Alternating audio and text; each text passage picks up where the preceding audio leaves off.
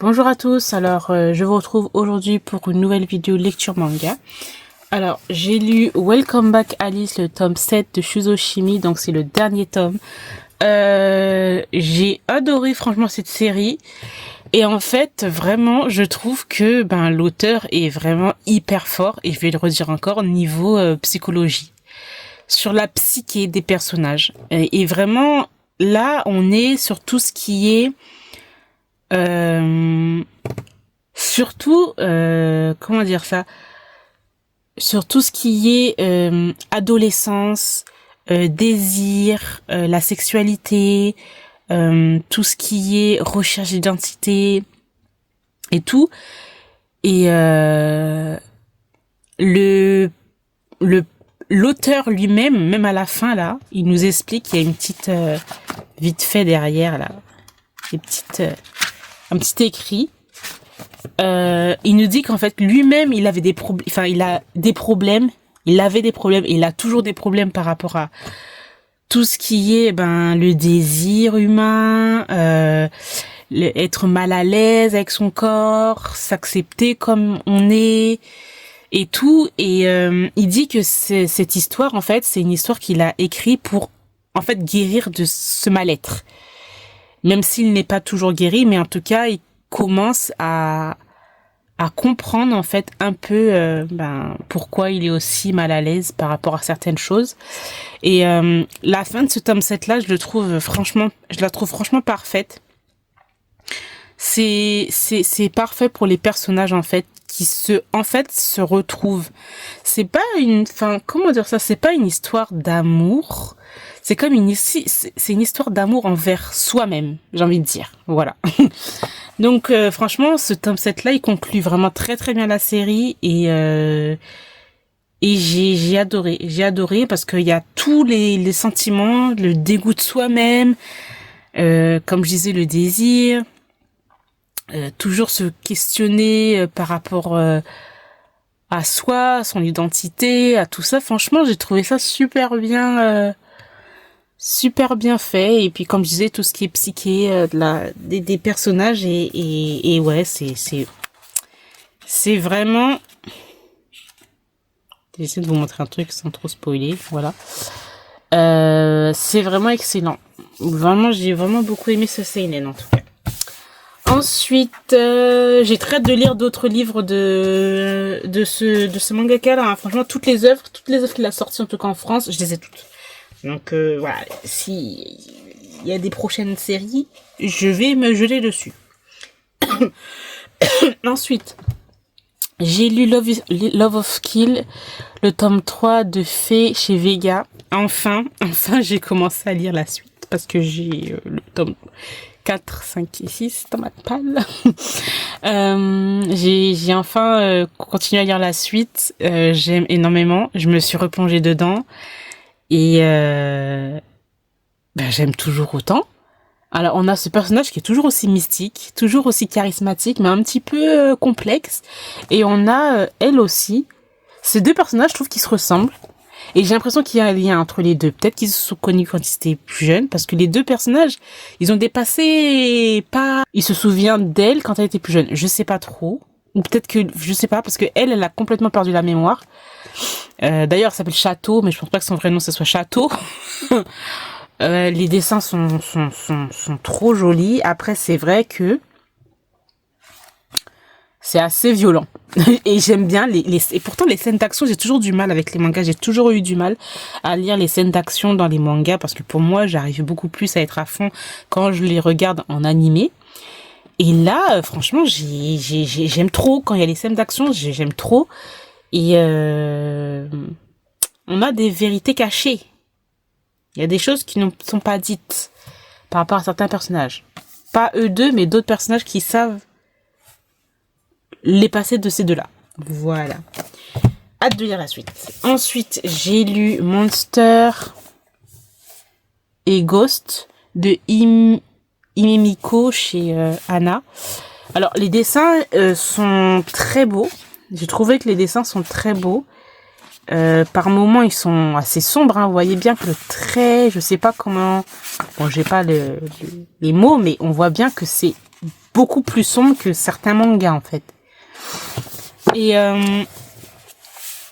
j'ai trouvé que c'était trop violent. Encore une fois, je trouvais que c'était trop violent. Je trouve que ce personnage, c'est un sauvage.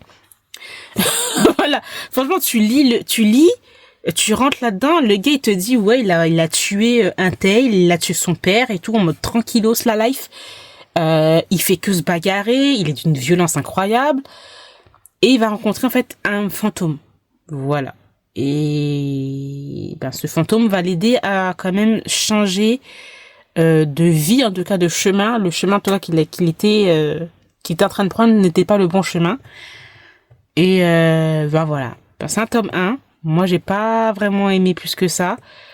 J'ai l'impression qu'ils oublient que les deux, là, il y a un qui est être humain, un autre qui est un fantôme. Donc, bon, je sais pas où on va aller. Mais voilà.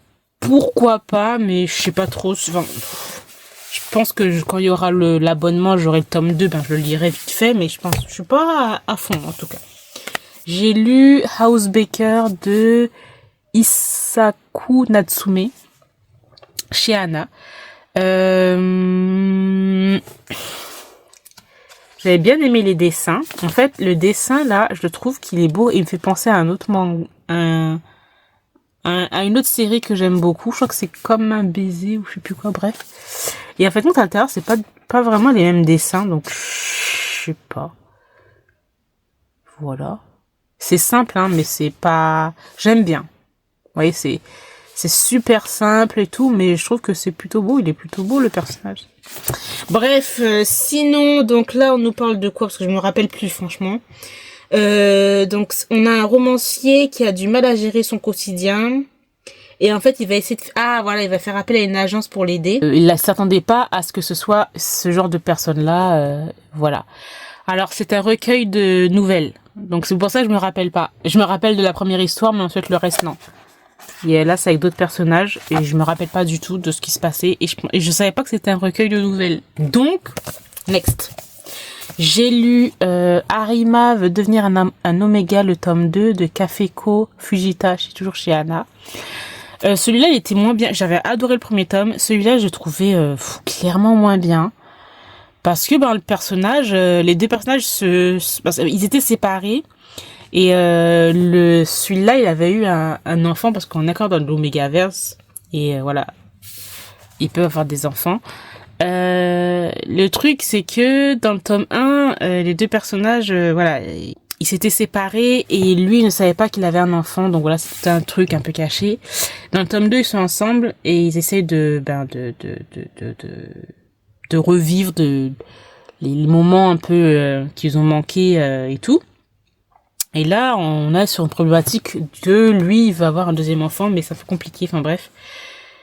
Bon, bref, j'ai pas trop aimé. On est sur un truc un peu quotidien.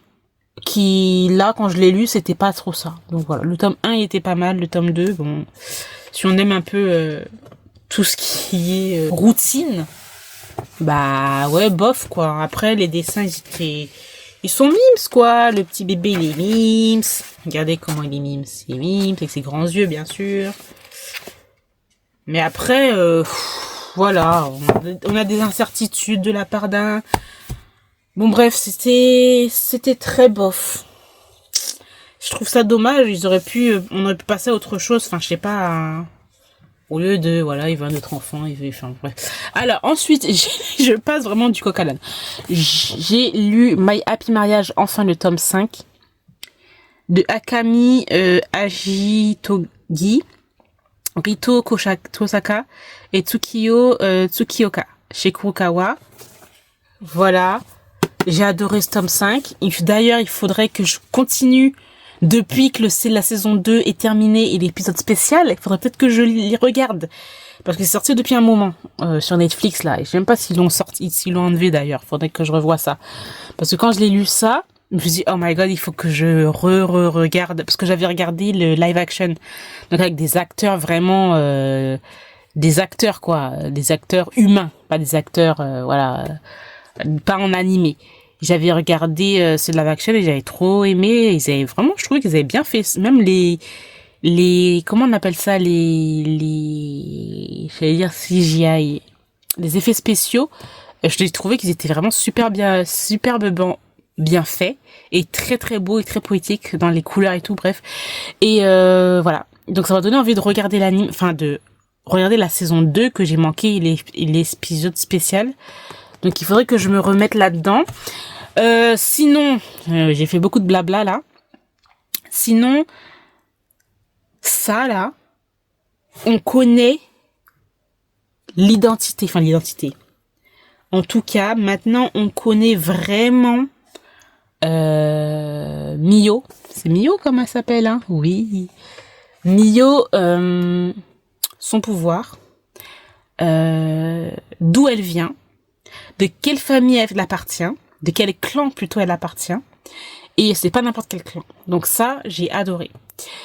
Le problème qui est là, c'est que malheureusement ces deux-là vont être séparés dans ce tome-ci, puisque Mio est obligée de rester dans la famille qu'elle vient de découvrir. Donc il faut qu'elle découvre, enfin qu'elle connaisse un peu son histoire et tout.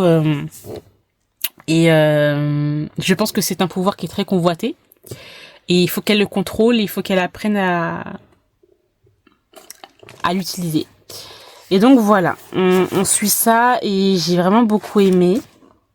Et le fait est que Mio aussi, par rapport à tout ce qu'elle découvre, tu sens en tout cas dans ce tome 5 là, qu'elle elle a plus confiance à elle, elle impose un peu ses pensées, ses décisions, et c'est appréciable à lire, sachant que le tome 1, c'était pas ça du tout. Donc voilà, hâte de lire le tome 6. Même si je sais qu'il y a le roman, mais là franchement, j'ai pas envie de lire le roman, j'ai plus envie de lire le manga et regarder l'anime. Ensuite, j'ai lu le tome 1 et le tome 2 de Effeuiller l'inaccessible de Aya Sakio. Aya Sakio, j'ai d'autres... une autre série de cette... Enfin, 2 séries, je crois. De cette mangaka, que j'aime beaucoup, Kuruneko, par exemple. Et là, on est avec de l'Omégaverse. J'ai été clairement déçue. Alors, après les dessins... C'est du Asakio, ça clairement, tu vois que c'est son truc, les dessins sont vraiment très très beaux, j'aime beaucoup, comment dire, il est hyper stylé. Donc là on est avec l'histoire d'un Oméga, c'est lui, qui tout le monde pense que c'est un alpha alors que pas du tout. De ce personnage-là qui est un alpha. Donc lui, c'est un jardinier et lui, il travaille dans une sorte de café. Oui, voilà, des petits cafés et tout. Et voilà, on va suivre leur histoire. Ah, j'ai fait tomber Koulou Koulou. Excusez-moi, il faut que je remette Koulou Koulou. Voilà, je crois qu'il s'appelle comme ça, Koulou Koulou. Et donc voilà, en fait, ce personnage-là n'a jamais eu ses chaleurs et il va les avoir. Et bien sûr, comme de par hasard, il va y avoir cet alpha qui va être là. Bon, le gars est un peu brut, du genre, il va te dire tout ce qu'il a à dire en face. Il est très familier et très direct. Donc voilà, soit t'encaisses pas ce qu'il dit. Donc voilà. Et voilà, il est un peu brut, il dit des choses, mais en fait, quand il les pense pas vraiment. Et voilà, c'était bof quand même. Enfin, je pensais que ça allait être mieux quand même parce que c'est Aya Sakio, on est de l'Omégaverse, elle a pas fait de l'Omégaverse, c'était pas une sorte d'Omégaverse sa première série là. Mais bon, je pensais qu'elle maîtrisait un peu l'univers quoi, mais pas du tout. Enfin, je sais pas trop, mais là. Bof. Ensuite, j'ai lu le tome 22 de Coffee and Vanilla de Takara Akigami. Je me rends compte qu'on est quand même au tome 22 d'un Josei. Vraiment, tome 22. Excusez-moi, le 22e tome. Un Josei. Bref, moi j'aime beaucoup. Je me suis au tome 22, mais j'aime beaucoup. Et ici, on est avec un personnage qui a voulu piéger cela. Malheureusement, c'est retombé sur lui, il a rien compris. Lui, il a une force, un charisme. Le gars, il te défonce en 2 secondes. T'as voulu jouer avec lui, mais il va te mettre plus bas que terre. Et c'est assez drôle à lire. Bref, et satisfaisant, surtout quand t'as des personnages là en mode vilain là qui viennent te gâcher tout. Et ils arrivent en mode... ils comprennent pas ce qui leur arrive quand on leur met deux claques dans la tête. Bref, j'ai bien aimé. Les dessins sont toujours aussi mimes. Les dessins sont trop beaux. Voilà. Voilà. Bon, après, c'est du Josei, donc bon, histoire d'amour, un peu plus spicy, voilà. Vont vouloir agrandir leur famille dans ce tome 22 là. Et dans le tome 23, on va découvrir ça. Je pense que le tome 23, c'est le dernier tome. J'espère, parce que bon, on va pas aller à 30 tomes, c'est un peu exagéré, là. Ensuite, j'ai lu Hades ou l'enfer des noces. C'est ça, ou? Oui, ou l'enfer des noces. C'est un shoujo, ça dit shoujo chez Pika. Alors, l'histoire,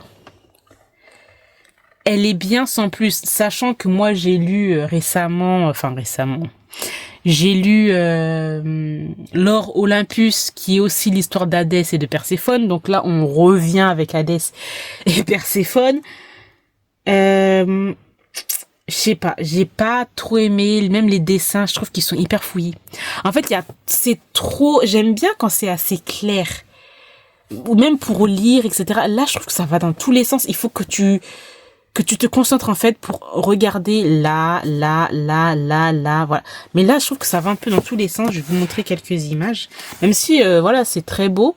Bref, en tout cas, c'est Hadès qui dit jamais je vais me marier, jamais je vais être en relation, jamais je vais tomber amoureux. Il va recevoir la flèche de Cupidon et nous allons avoir Perséphone qui va tomber par-ci par-là et lui il va devoir avec la flèche de Cupidon il va tomber amoureux d'elle. Voilà, en gros les résumés c'est ça. Et puis il y a bien sûr un peu d'humour. Mais voilà, regardez-moi ça. Je trouve que c'est trop brouillon, j'aime pas. Moi j'aime pas ce genre de dessin. J'aime pas comment c'est mis les cases et tout, c'est hyper brouillon. J'aime bien quand c'est, voilà, net comme ça. Quand ça part dans tous les sens avec beaucoup de texte, un peu comme ça. Voilà, un peu beaucoup de texte comme ça. Non, moi, ça me rébute un peu. Franchement, ça me rebute. Même si le dessin est plutôt mimes, hein, c'est assez joli. Mais comme je vous l'ai dit, quand c'est un peu brouillon et qu'il y a trop de... Non, moi, c'est trop, là. Il y a trop de... Voilà, c'est trop. Moi, j'aime pas trop. Donc... Regardez, par exemple, là. Pour moi, là, c'est trop. Il faut regarder bien les dessins. Il faut bien regarder tout ce qu'ils ont à te montrer. Là, il y a trop de choses. Enfin, je sais pas comment expliquer ça, mais moi... non, merci, en fait. Je trouve ça too much. Même si c'est beau. Même si l'histoire est pas mal. Après, bon, c'est l'histoire d'Hadès revisitée et en manga. Donc, bon, c'est pas non plus extraordinaire comme histoire. Je voulais tester. Ça l'a pas trop fait, donc bon. Ensuite, j'ai lu Tant les mains et vol de No Yamada chez Anna. Celui-là, on est avec des scientifiques qui font beaucoup de tests niveau tout ce qui est un peu robotique, voilà. Donc ça, j'ai quand même pas mal aimé. Les dessins sont pas mal. Je trouve que les personnages, ils sont plutôt beaux et charismatiques. Surtout lui.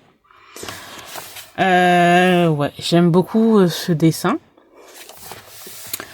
Mais après, bon, c'est du yaoi, j'ai envie de te dire, classique. Hein, voilà. Les deux, en fait, ils vont se rapprocher parce qu'il va avoir une fascination par rapport à un tatouage que lui porte. Et voilà, on va pas aller plus loin que ça. Ensuite, bref, j'ai lu Love So Pure de Plan B. Je savais pas que c'était Plan B, quoi, son nom. Alors là aussi, j'ai pas aimé. Franchement, maintenant je vais faire attention quand je vais acheter des trucs parce que des fois je vois des trucs surtout sur Instagram et tout et au final j'aime pas. Alors, le truc chez Nao, je crois que c'est pas trop censuré, niveau dessin. Ici, on est vraiment que sur une relation basée sur le sexe, surtout lui. Déjà, il travaille dans un bar, il se fait accoster, le gars, il est open de chez open avec tout le monde, et il va rencontrer celui-là, qui est beaucoup plus sérieux, qui est beaucoup plus cute, qui est beaucoup plus gentil, et il lui fait penser à quelqu'un d'autre dans son passé, et il va vouloir en fait complètement lui dire, on va mettre une ligne. Il y a pas plus, il y a pas de sentiment en fait. C'est soit on est une relation et puis c'est affinité et c'est tout. Il y a pas de sentiment, il y a rien. Donc voilà, en gros c'est ça l'histoire. Les dessins sont merde. Les dessins, je crois que je les ai montrés. Les dessins par exemple ils sont comme ça. Bon c'est bof hein, je trouve. Voilà. C'est de vous montrer des dessins assez safe.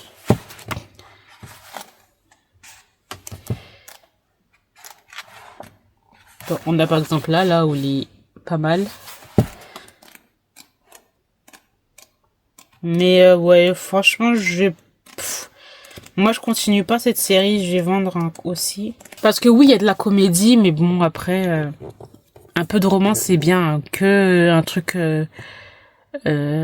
focalisé sur le sexe un peu chiant en fait à lire. Donc donc voilà. Voilà, j'ai terminé pour mon lecture manga. J'espère que cette vidéo vous aura plu. Je vous remercie de l'avoir regardé et je vous retrouve très bientôt. Bye.